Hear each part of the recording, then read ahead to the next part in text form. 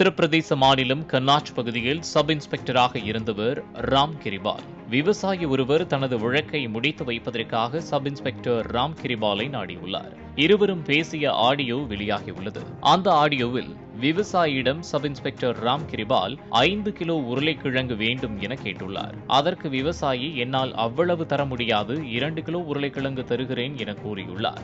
இறுதியில் 3 கிலோ உருளைக்கிழங்கு அளிப்பதாக ஒப்பந்தம் பேசி முடிக்கப்பட்டுள்ளது. பின்புதான் உருளைக்கிழங்கு என்பது பணம் என்பது தெரியவந்துள்ளது. அதனை கோட்வேர்டாக இருவரும் பேசி வந்துள்ளனர். இதனை அறிந்த கன்னாச் எஸ்பி அமித்குமார் ஆனந்த் லஞ்சம் கேட்ட சப் இன்ஸ்பெக்டர் ராம் கிரிபாலை சஸ்பெண்ட் செய்ய உத்தரவிட்டுள்ளார்.